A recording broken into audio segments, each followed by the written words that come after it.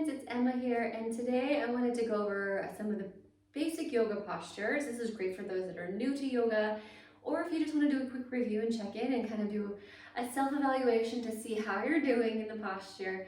I'm just going to be coaching them from the ground up. So just a little bit about my background. I actually come from the fitness world and have considered myself like an athlete most of my life. I was a gymnast, a cheerleader, really love like lifting weights and some of those types of things. And I found yoga for more like the mental health aspects and just also to aid in some of my recovery from the other athletic things I was doing. And it evolved into this thing that I just really love. But because my body is built the way it is, and because of my history, yoga is not easy for me. Like, I'm not a natural, flexible person. And so if you feel like that, great, we're all on the same page here, and that's okay, because that's actually not what yoga is about at all. It's not about who's the most bendy. It's not about how long your legs are or whatever. That doesn't, if you have abs or not, doesn't matter. Yoga is about finding presence in the posture and stillness so that you can find your breath, elongate your spine, and you can find that sweet balance between your strength and your surrender, okay? So if you're doing that and you're seeing yourself improve slightly over time, then you're doing it right. I'm giving you permission to be just as you are and know that that's exactly where you're supposed to be. Okay, so let's go ahead and start with the first one. And I'm going to use what's called the Sanskrit names. There's going to be a lot of different names for things within the yoga community and culture depending on where you live. But I'll start with the Sanskrit name and then the most common name that we use in my neck of the woods, and kind of go from there, because the Sanskrit name is what is universal around the world. So Tadasana, or mountain pose. So you're going to stand with your feet under your hips, your knees are slightly bent, and your toes are all tracking forward.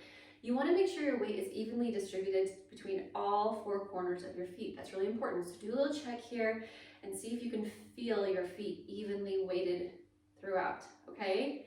Your hips are tracking forward, as well as your shoulders. Everything's going that way. Now, take a breath in and take your shoulders up, back, down, away from your ears. Open your hands forward.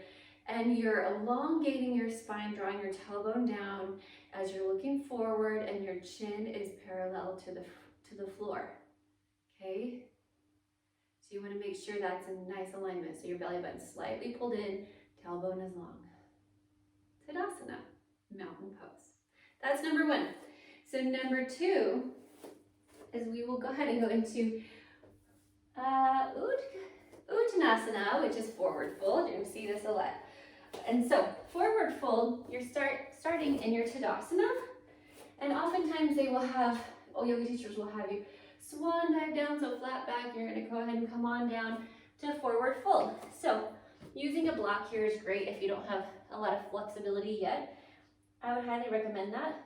Most of the time you're going to see people immediately lock out their knees in forward fold, but the goal for forward fold is to have your chest rest on your thighs as you straighten your seat up towards the ceiling. Because I'm pregnant, some things are a little harder than they usually are. And just because I'm not that flexible this way, my body just doesn't have it. And so I like to bend my knees, use a block if needed, or your hands can come onto the floor. Your seat's rising up towards the ceiling. You're relaxed in your head and your face, and you just let your body hang. So this is forward fold. Oftentimes in class, the next thing you'll hear cued is half lift.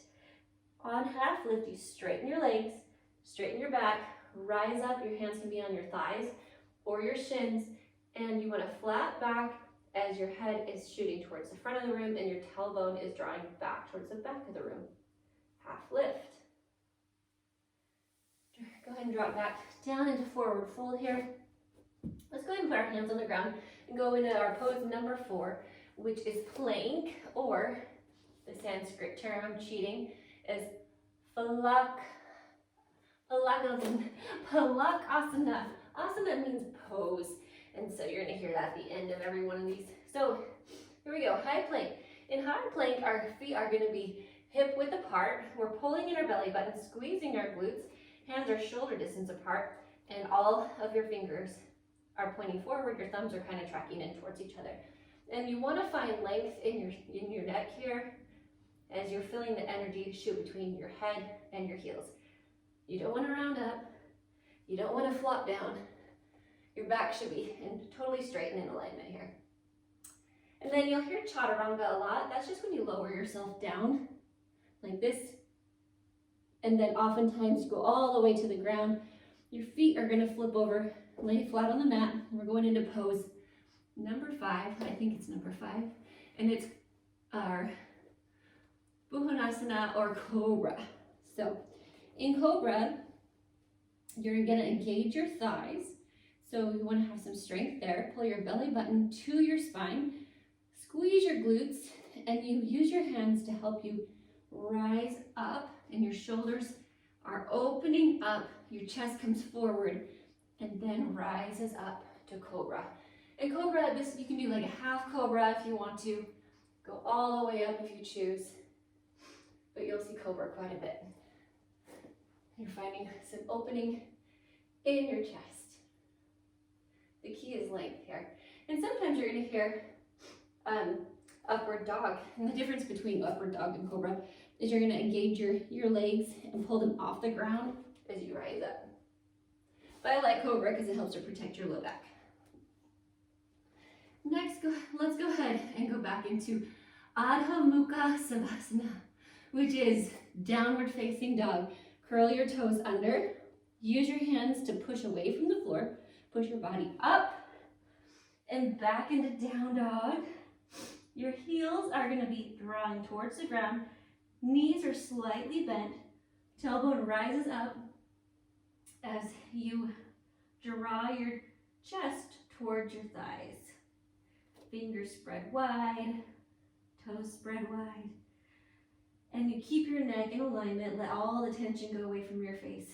I like to personally draw my, think of my biceps like spinning out to the edge of the room.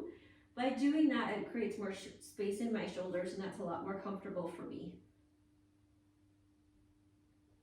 There's down dog. Go ahead and look at your hands.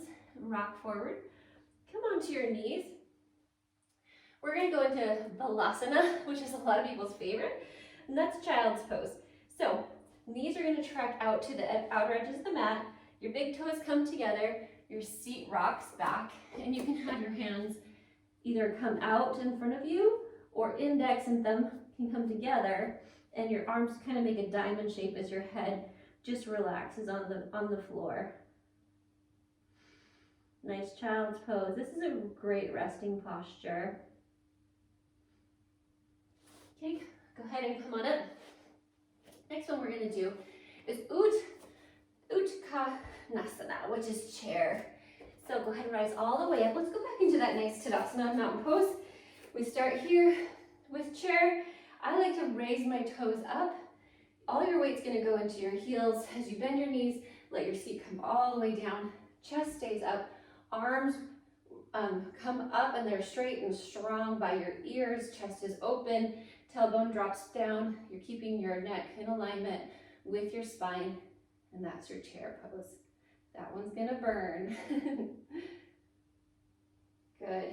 Go ahead and take your front leg and step back. We're gonna go into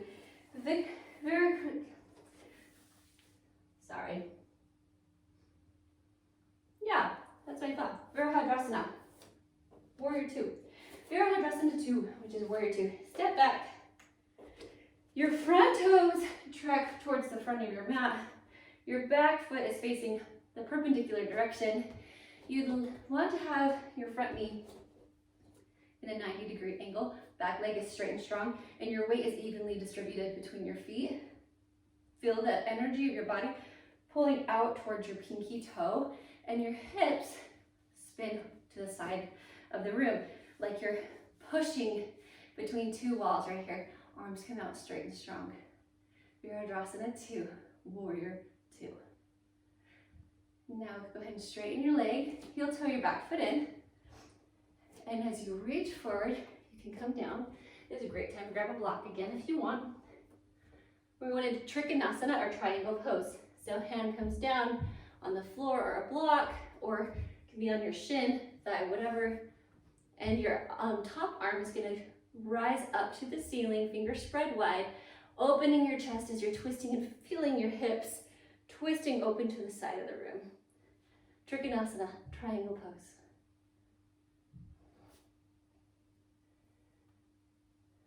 Next one, we're going to come down and sit on the ground, seated forward fold. Everybody's flexibility is going to be different here. The goal, though, is to keep your back straight as you allow your chest to draw forward towards your toes. They're flexing and pulling back towards you. This is a great one to do with a strap. If you have a strap, you can pull on your feet here. And allow your chest to become heavy as you track forward. Go ahead and put a block there if you'd like, if that helps you. Actually, some people like to do this. But you don't want to have rounding of your back. So I like to use my biceps to kind of pull me, drawing my shoulders down away from my neck. Sitting here, seated forward fold. And go ahead. We're going to go onto a tabletop position and do Tadasana, which is cat-cow. So hands are under your shoulders, knees are under your hips, and on cat, we inhale and round up, finding a lot of space in our vertebrae, creating space between our shoulders, really rising up, pulling our belly button in. And on the exhale, allow your chest to draw and rock forward, and your neck and throat open up. And just let that flexion and inflection happen in your spine. Last one, we're going to lay down on the mat. This is probably everyone's favorite besides child's pose. Savasana. Savasana is corpse pose, is what people commonly call it. You lay on your back. Make sure your shoulders are away from your ears and you just let everything relax so your feet can flop out how they want.